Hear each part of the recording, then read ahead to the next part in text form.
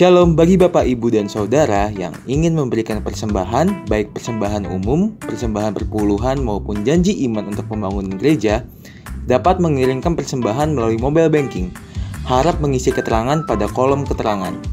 Shalom Bapak Ibu Saudara sekalian, di tengah kondisi kita yang seperti ini, kita tahu Tuhan turut bekerja dalam segala hal. Di hari Minggu ini, mari kita sama-sama siapkan hati kita, berikan yang terbaik untuk Tuhan, dan mari kita masuk dalam penyembahan.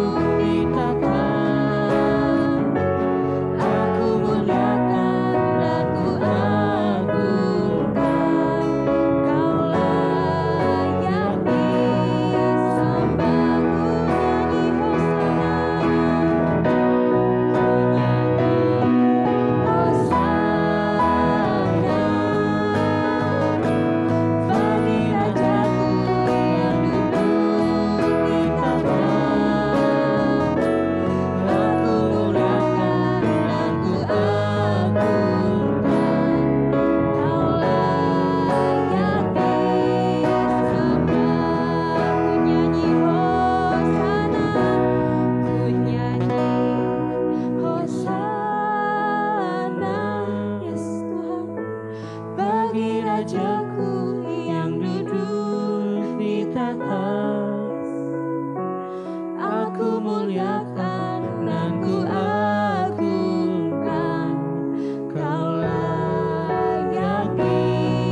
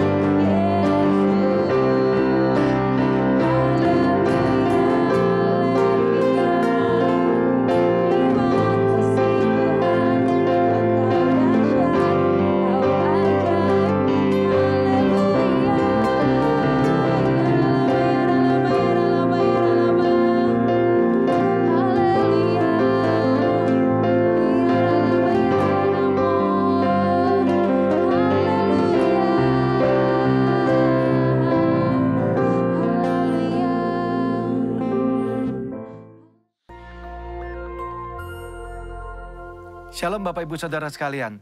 Hari ini kita akan membahas tentang ibadah online dan ibadah offline. Pandemi COVID-19 yang terjadi di tahun 2020 telah membawa begitu banyak perubahan dalam kehidupan kita semua. Cara kita belajar berubah, cara kita bekerja sekarang juga harus berubah. Begitu juga dengan cara kita hidup, semuanya telah berubah. Termasuk bagaimana cara gereja menjalankan ibadahnya hari-hari ini. Gereja berpindah dari ibadah offline menjadi ibadah online untuk menyikapi situasi yang sedang berkembang. Pertanyaannya, apakah ibadah online itu sesuai dengan firman Tuhan atau tidak? Untuk itu, mari kita belajar tentang apa itu gereja. Dalam Matius 16 ayat yang ke-18, firman Tuhan berkata, "Dan aku berkata kepadamu, engkau adalah Petrus, dan di atas batu karang ini, aku akan mendirikan jemaatku, dan alam maut tidak akan menguasainya." Kata jemaat di sini diambil dari bahasa asli yaitu eklesia. Ek artinya keluar dan kalein artinya memanggil. Eklesia, Tuhan memanggil umatnya dari dalam dunia untuk masuk ke dalam kerajaan Allah. Dari pengertian ini kita bisa mendapati pemahaman bahwa gereja itu bukan bicara soal gedung, tempat, organisasi, dan lain sebagainya. Tapi gereja berbicara tentang orang-orang yang ada di dalamnya. Gereja adalah perkumpulan orang-orang kudus yang menerima keselamatan lewat pengorbanan Yesus di kayu salib, yang percaya bahwa Yesus adalah Tuhan, penuh dengan Roh Kudus dan hidupnya sesuai dengan firman Tuhan. Itulah gereja yang sesungguhnya. Dan kita adalah gereja. Ya, Anda adalah gereja. Kitalah semua gereja yang sesungguhnya. Sekarang bagaimana dengan ibadah online? Apakah ibadah online itu Tuhan berkenan atasnya? Apakah Tuhan menyertai ibadah online? Apakah ibadah online adalah sesuatu yang sah dan benar untuk kita lakukan? Jawabannya tentu saja iya. Tuhan pasti menyertai ibadah online. Tuhan hadir di dalam ibadah online. Dan ibadah online adalah ibadah yang sah dan boleh kita lakukan. Apa dasarnya? Ingat, gereja bukan bicara soal gedung, tempat, dan organisasi. Tapi gereja berbicara tentang orang-orang yang ada di dalamnya. Bagi sebagian orang, mereka merasa bahwa beribadah online rasanya berbeda dengan pada waktu ibadah offline. Tentu saja Bapak Ibu Saudara, berkumpul bersama dengan 100 orang rasanya pasti berbeda dengan berkumpul bersama 2 atau 3 orang seperti yang sedang kita lakukan sekarang. Tapi ingat, jangan pakai perasaan. Datang kepada Tuhan, pakai iman, jangan pakai perasaan. Yohanes 4 ayat 23-24 firman Tuhan berkata seperti ini. Tetapi saatnya akan datang dan sudah tiba sekarang, bahwa penyembah-penyembah benar akan menyembah Bapa dalam roh dan kebenaran, sebab Bapa menghendaki penyembah-penyembah demikian. Allah itu roh, dan barang siapa menyembah Dia harus menyembahnya dalam roh dan kebenaran. Dikatakan bahwa kita itu menyembah Tuhan yang adalah roh. Roh itu tidak bisa dibatasi oleh ruang dan waktu. Artinya, ibadah kita juga seharusnya tidak dibatasi oleh ruang dan waktu. Kenapa? Karena Tuhan bisa datang kapanpun, dimanapun, dan dengan cara apapun.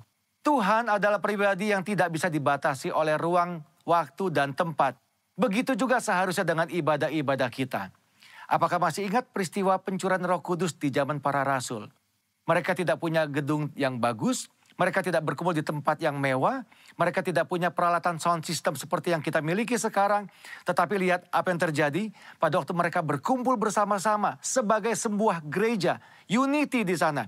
Tuhan mencurahkan rohnya atas mereka semua. Yang paling penting adalah esensinya, bukan caranya. Ibadah secara online adalah cara untuk kita melakukan sesuatu dalam menyikapi situasi yang ada hari-hari ini. Tetapi yang tidak boleh berubah adalah esensi daripada ibadah itu sendiri. Apa esensi dari sebuah ibadah? Tuhanlah yang menjadi pusat dari semua yang kita lakukan pada waktu ibadah itu berlangsung. Cara bisa berubah, cara hari ini bisa berbeda dengan cara tahun yang akan datang. Tetapi esensi dalam sebuah ibadah tidak pernah boleh berubah. Selain daripada itu, apakah kita sadar bahwa lewat ibadah online, firman Tuhan itu tersebar lebih jauh dan lebih luas daripada yang pernah kita bayangkan sebelumnya. Dengan kata lain, ibadah secara online ini mempercepat penyebaran Injil, seperti yang diperintahkan dalam amanat agung. Sekarang kita akan membahas bagian terakhir. Apakah setelah pandemi ini berakhir, kita tidak perlu lagi datang ke gereja atau mengikuti ibadah offline seperti sebelumnya? Tentu saja tidak, Bapak Ibu Saudara sekalian. Ada 3 alasan kenapa kita tetap harus datang ke gereja berkumpul bersama-sama seperti yang kita lakukan di masa sebelumnya. Alasan yang pertama, 1 adalah atmosfer atau suasana ibadah. Yang kedua tentang impartasi dan pengurapan kuasa Roh Kudus yang biasa dilakukan lewat penumpangan tangan. Ini sulit untuk dilakukan pada waktu ibadah secara online. Yang ketiga yang tidak kalah penting adalah tentang persekutuan bersama-sama. Ingat, gereja adalah perkumpulan orang-orang percaya. Disebut kumpulan karena memang jumlahnya lebih dari 1. Dan di dalam perkumpulan ini ada rasa saling di dalamnya. Saling sayang, saling mengasihi, saling menegur, saling membangun, saling menyapa, saling mendoakan, saling menguatkan. Nah, hal-hal seperti ini tentu sulit untuk dilakukan di dalam ibadah secara online. Pada dasarnya kita adalah makhluk sosial. Tuhan menciptakan kita tidak untuk sendirian. Kita perlu untuk bertemu, berinteraksi satu sama lain kepada saudara-saudara seiman kita. Apakah Bapak Ibu Saudara tidak kangen untuk kembali beribadah bersama-sama dengan teman-teman kita sebelumnya? Kembali saling sapa, saling tegur, bertemu dengan gembala kita sendiri. Ayo jangan tinggalkan ibadahmu hari-hari ini. Tuhan Yesus tetap dekat dengan kita. Tuhan menyertai kita semua. Shalom.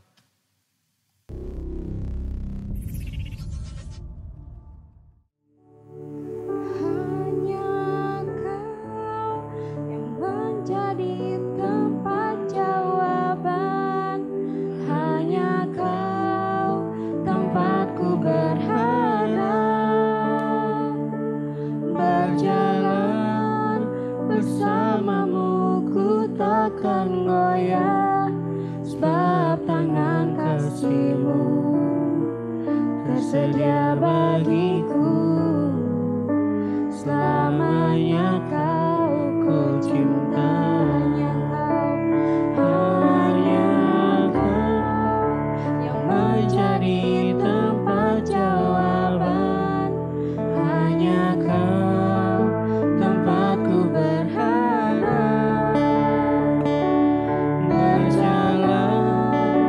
Bersamamu ku takkan goyah, sebab tangan kasih-Mu tersedia bagiku. Selamanya Kau ku cinta.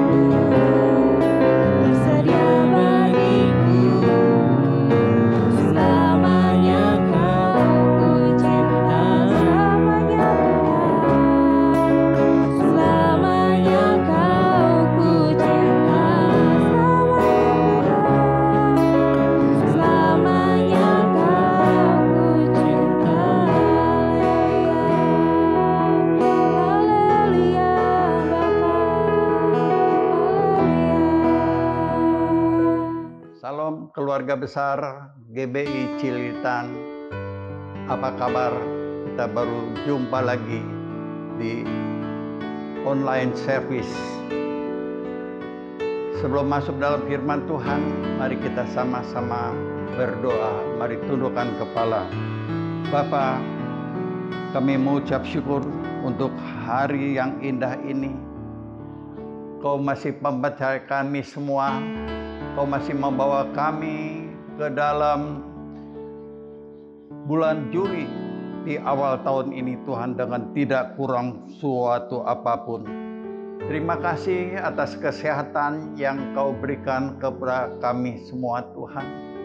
Apa yang kami bisa lihat, nikmati, rasakan, nafas kami, semua itu karena kasih karunia-Mu, Tuhan. Untuk itu biar setiap kami lebih mengasihi Engkau lebih lagi, Tuhan. Kau bawa terus kami dalam rencana-Mu, ada di hati-Mu, ada pikiran-Mu, Tuhan. Pakai setiap kami lebih lagi, Tuhan. Urapi hamba-Mu, urapi kami semua.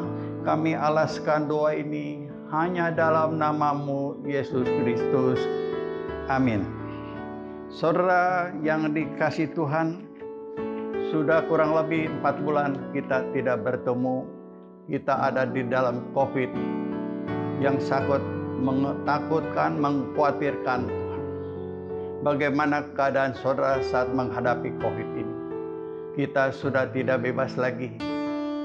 Dalam dimensi yang baru ini, tahun 2020, kita harus pakai masker, jaga jarak, harus banyak cuci tangan, harus tinggal di rumah, stay at home. Banyak kebebasan yang tidak bisa kita alami lagi. Kita tidak bisa keluar kota, ke mall. Orang yang udah usia 60 tidak bisa kemana-mana. Banyak hal yang tidak bebas lagi. Kita tidak boleh kerumun, tidak boleh berkunjung ke siapapun. Saudara yang dikasihi Tuhan, bagaimana saat ini perasaan saudara? Bagaimana rencana saudara selama ada di dunia ini? Periksa diri kita masing-masing. Sudah berapa tahun kita menjadi orang Kristen? Sudah berapa tahun kita melayani Tuhan? Apa yang saudara cari selama di dunia ini? Kekayaan, kehebatan, kemasyhuran. Saudara yang dikasihi Tuhan, yang kita cari di dunia ini adalah damai sejahtera, sukacita, keluarga yang damai, kebahagiaan, dan lain-lain yang tidak bisa dibeli oleh uang. Saudara yang dikasihi Tuhan, ada tuntunan Tuhan untuk kita semua. Tuhan mengajarkan kepada kita yang memberi faedah, dan tuntunan Tuhan menuntun setiap kami masuk ke jalan yang harus kita tempuh. Mari kita sama-sama baca di Yesaya 48 ayat 17 dan 18. Ayat 17 dikatakan, beginilah firman Tuhan, penebusmu yang maha kudus, Allah Israel. Akulah Tuhan Allahmu yang mengajar engkau tentang apa yang memberi faedah, yang menuntun kau ke jalan yang harus kau tempuh. Ayat 18, sekiranya engkau memperhatikan perintah-perintahku, maka damai sejahtera akan seperti sungai yang tidak pernah kering, dan kebahagiaanmu akan terus berlimpah seperti gelombang laut yang tidak pernah berhenti. Dikatakan, Tuhan Allahmu yang mengajar engkau tentang apa yang memberi faedah dan menuntun kau ke jalan yang harus kau tempuh. Yang mau katakan amin. Sekiranya engkau memperhatikan perintah-perintahku, kata Tuhan, maka damai sejahteramu akan seperti sungai yang tidak pernah kering, dan kebahagiaanmu akan terus berlimpah seperti gelombang laut yang tidak pernah berhenti. Saudara, itu janji Tuhan untuk saudara sama saya. Tuhan janjikan multiplikasi dalam hal damai sejahtera, sukacita, dan kebahagiaan. Berkat dalam rumah tangga mencakup seluruh aspek kehidupan. Kuncinya di ayat 18. Sekiranya engkau memperhatikan perintah-perintahku, maka damai sejahtera, kebahagiaan akan kita nikmati. Perintah-perintah Tuhan meskipun kadang-kadang tidak masuk akal, pokoknya lakukan. Ngerti atau tidak ngerti, mungkin kita dirugikan. Lakukan. Tuhan telah mengajarkan kepada kita mengucap syukur dalam segala hal. Dan berikutnya perintah Tuhan disuruh doa puasa, biar kita lebih intim dekat dengan Tuhan, biar terus kita masuk dalam hadirat-Nya, supaya kita semua mengerti perintah-perintah Tuhan. Banyak ide-ide yang sulit akan dibukakan oleh Tuhan. Saudara yang dikasih Tuhan, itu yang pertama, perintah Tuhan. Perintah Tuhan yang kedua adalah tentang persembahan persepuluhan, mengembalikan milik Tuhan. Kita harus belajar taat akan perintah-perintah Tuhan. Yang tidak menabur tidak mungkin menuai, yang tidak menanam tidak mungkin mengambil hasilnya. Dikatakan multiplikasi, promosi dari Tuhan seandainya engkau memperhatikan perintah-perintahku. Saudara yang dikasih Tuhan, perintah yang utama berikutnya, perintah yang utama yaitu persiapkan di padang gurun jalan untuk Tuhan. Mari kita sama-sama baca di Yesaya 40 ayat 3 sampai 5. Saya bacakan untuk saudara ayat 3. Ada suara yang berseru-seru, bersiapkanlah di padang gurun jalan untuk Tuhan. Luruskanlah di padang belantara jalan raya bagi Allahku. Ayat 4, setiap lembah harus ditutup dan setiap gunung bukit harus diratakan. Tanah yang berbukit-bukit harus menjadi tanah yang rata, dan tanah yang berlekuk-lekuk menjadi dataran. Ayat 5, maka kemuliaan Tuhan akan dinyatakan dan seluruh umat manusia akan melihat bersama-sama. Sungguh Tuhan sendiri telah mengatakannya. Saudara yang dikasih Tuhan, semua ini adalah gambaran hati. Bagaimana keadaan hati saudara? Padang gurun dipersiapkan jalan bagi Tuhan. Padang belantara diluruskan jadi jalan raya bagi Allah kita. Luruskan dan ratakan. Seperti pesawat terbang, kalau mau landing harus memiliki tanah yang rata dan lurus, maka pesawat dapat landing dengan mulus. Saudara yang dikasih Tuhan, kalau padang gurun, padang belantara jalan untuk Tuhan, biar Roh Kudus bisa landing dengan mulus. Padang gurun harus dibersihkan dulu, harus diratakan. Jadi pesan Tuhan hari-hari ini untuk saudara sama saya. Nomor 1, lembah harus ditutup. Itu perintah Tuhan, lembah harus ditutup. Apa isi lembah itu? Ada kekecewaan, kemarahan, kepahitan, kebencian, dendam, kedengkian, itu semua harus dibuang dari hati kita. Harus ditutup. Semua kedengkian, kebencian semua harus dibuang. Yang kedua, gunung dan bukit diratakan. Gunung dan bukit harus diratakan. Segala kesombongan saudara, keangkuhan saudara harus diratakan. Tidak boleh sombong lagi. Semua karena Tuhan. Yang ketiga, tanah yang berbukit-bukit harus menjadi tanah yang rata. Pribadi yang suka dolak-dalik, berbelit-belit, munafik, tidak jujur, tidak terbuka, harus diratakan. Harus dibuang semua. Padang gurun, biar diluruskan. Harus unity. Apa yang kita pikirkan, apa yang kita ucapkan, apa yang ada di dalam hati harus sama ada. Keempat, dan tanah yang berlekuk-lekuk menjadi dataran. Kerohanian yang turun naik. Suam-suam kuku harus bangkit. Saudara yang dikasihi Tuhan, semua berbicara mengenai hati.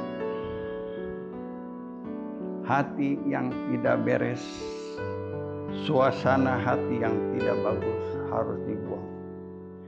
Kalau suasana hati kita sudah beres, padang gurun barang belantara sudah diluruskan, sudah rata, maka hati kita berkenan di hadapan Tuhan. Kalau hati kita berkenan di hadapan Tuhan, maka di Amsal 4 ayat 23 dikatakan, jagalah hatimu dengan segala kewaspadaan. Karena dari situlah terpencar kehidupan. Jagalah hatimu dalam segala kewaspadaan. Saudara yang dikasihi Tuhan, kalau hati kita beres, maka suasana hati akan menjadi tanah yang rata, datar. Maka Roh Kudus berkenan dalam lubuk hati kita. Maka pesawat terbang akan mulus dengan landing di tanah yang rata. Sekiranya hati kita beres semua, maka Roh Kudus berkenan di hati kita. Dalam kehidupan kita, Roh Kudus akan menuntun, memimpin kita. Tanpa Roh Kudus, kita tidak akan mampu menghadapi segala macam pencobaan, segala macam proses, kita tidak mampu. Saudara yang dikasihi Tuhan, persiapkan jalan bagi Tuhan. Luruskan jalan baginya. Ini berbicara. Kita menjadi saksi Yesus. Persiapkan jalan bagi orang yang belum percaya. Yang kedua, luruskan jalan kepada orang Kristen yang sudah percaya, sudah dibaptis, sudah melayani, tapi kelakuannya, kehidupannya tidak beres. Masih tukang gosip, masih tukang merugikan orang. Ini target kita untuk meluruskannya. Kalau hati kita beres, kalau Roh Kudus berkenan di hati kita, maka Efesus 3 ayat 20 terjadi dalam kehidupan kita. Saya bacakan Efesus 3 ayat 20. Bagi Dialah yang dapat melakukan jauh lebih banyak daripada yang kita doakan atau pikirkan, seperti yang ternyata dari kuasa yang bekerja di dalam kita. Ini akan terjadi dalam kehidupan kita. Lebih luas, lebih lurus lagi. Saudara, biar Tuhan memerintah dalam hidup kita. Biar Roh Kudus lebih besar dan kita lebih kecil. Artinya, kedangingan ego kita harus berkurang-kurang. Roh Kudus yang bertambah-tambah. Kita harus bangkit, bertumbuh dan berbuah. Tidak jadi tukang gosip lagi, tidak merugikan orang lagi. Kalau saudara-saudara masuk ke tahap itu, maka semua berkenan di hadapan Tuhan. Saudara layak di hadapan Tuhan, jadi mempelai Kristus yang dewasa, agar kita semua menikmati janji-janji Tuhan selama ada di dunia ini. Saudara yang dikasihi Tuhan, ini pesan Tuhan untuk kita semua. Walaupun COVID ada, kita masih jalan bersama-sama dengan COVID, tapi kita harus mempunyai hati yang sungguh-sungguh. Di samping menghadapi COVID, kita juga harus merencanakan tujuan kita apa, biar terjadi dalam kehidupan kita. Saudara yang dikasihi Tuhan, ini pesan Tuhan untuk kita semua, agar kita berkenan layak di hadapan Tuhan, agar setiap kita menikmati janji-janji Tuhan selama kita masih ada di dunia ini. Saatnya kami akan masuk dalam perjamuan kudus. Mari tundukkan kepala. Mari mengingat segala kebaikan Tuhan. Siapakah kami ini sebelum mengenal Engkau? Kami ini adalah umat yang berdosa. Upah dosa adalah maut. Tapi Engkau yang tidak berdosa turun dari surga yang mulia, menggantikan setiap kami segala siksaan, bahkan Kau mati di atas kayu salib. Bapa, Engkau sungguh baik. Kau telah menggantikan kami segala penderitaannya. Bahkan Kau mengangkat setiap kami menjadi anak-anak-Mu, Tuhan. Terima kasih Tuhan, terima kasih. Saat masuk dalam perjamuan kudus, Tuhan akan memberkati kita. Tapi sebelum makan minum, mari koreksi diri kita masing-masing. Jangan ada yang menyimpan dosa, menyimpan kebencian. Lepaskan semua itu. Mari masing-masing datang di hadapan Tuhan. Minta ampun di hadapan Tuhan. Bapa, Kau melihat anak-anak-Mu datang di hadapan-Mu, Tuhan. Ampuni dosa mereka. Layakkan mereka semua, Tuhan. Layakkan Tuhan. Maka kami akan masuk dalam perjamuan kudus dengan hati penuh pengucapan syukur. Layakkan setiap kami, Tuhan. Layakkan setiap kami. Mari kita angkat roti kita. Sebab apa yang telah kuteruskan kepadamu, telah aku terima dari Tuhan, yaitu bahwa Tuhan Yesus pada malam waktu diserahkan mengambil roti. Mari kita sama-sama angkat roti tinggi-tinggi. Dan sesudah itu ia mengucap syukur atasnya, yang memecah-mecahkannya dan berkata, inilah tubuhku yang diserahkan bagi kamu. Perbuatlah ini menjadi peringatan akan aku. Saudara yang dikasihi Tuhan, bukankah roti yang kita pecah-pecahkan adalah persekutuan dan tubuh Kristus? Amin. Mari kita makan bersama dalam nama Yesus Kristus.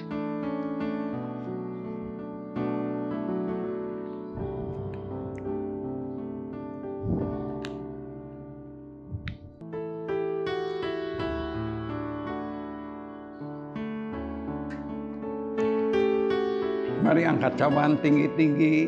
Demikian juga yang mengambil cawan sesudah makan lalu berkata, cawan ini adalah perjanjian baru yang dimateraikan oleh darahmu.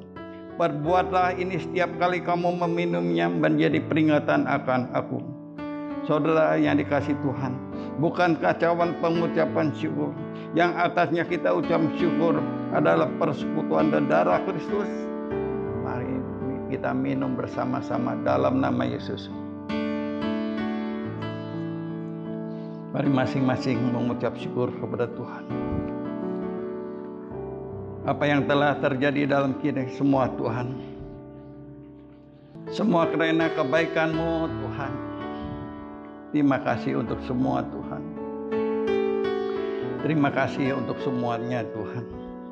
Terima kasih.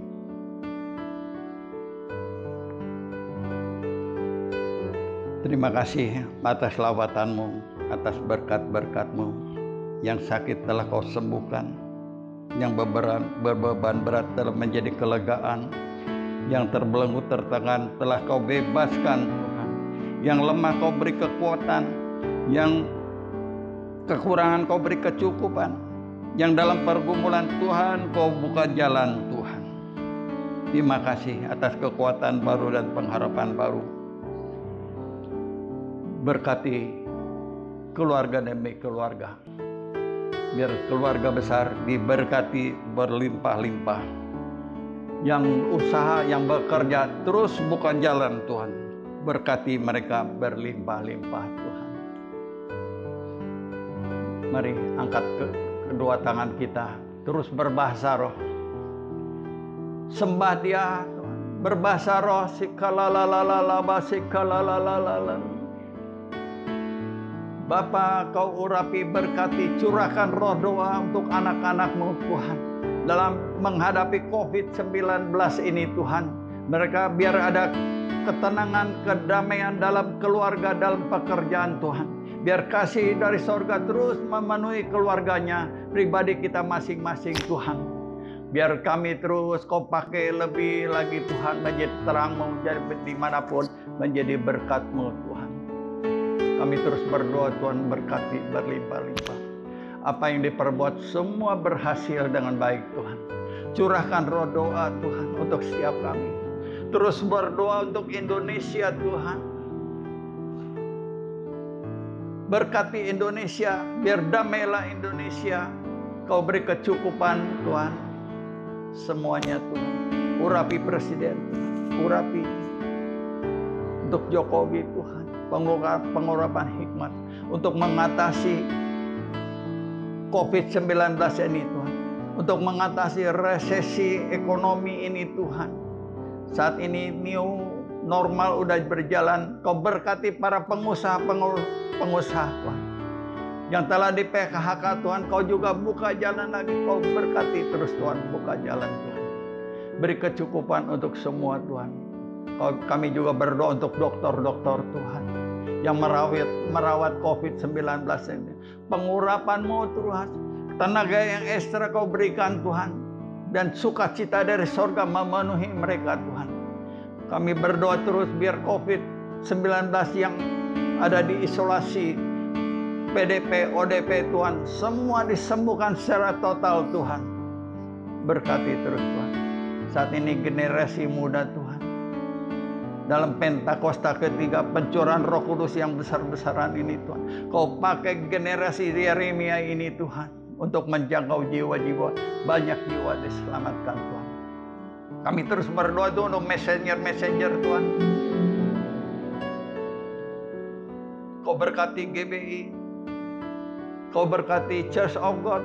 Kau berkati ORRU. Kau berkati WIE. Semua Tuhan Kau persatukan Tuhan. Bapa, kami terus berdoa untuk gembala sidang kami, pengurapan khusus Tuhan. Untuk Paniko Tuhan. Bu Hermin Tuhan sebagai tiang doa. Semua dalam perlindungan-Mu Tuhan. Urapi Paniko.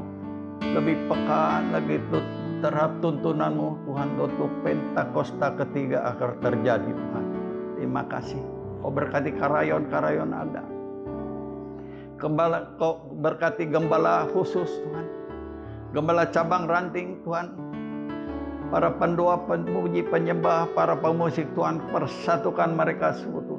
Biar berdoa terus dalam hadirat terus Tuhan, memenuhi Tuhan. Terima kasih Tuhan, Kau berkati terus Tuhan. Terima kasih Tuhan. Terima kasih Kau urapi, sempurnakan semua doa-doa.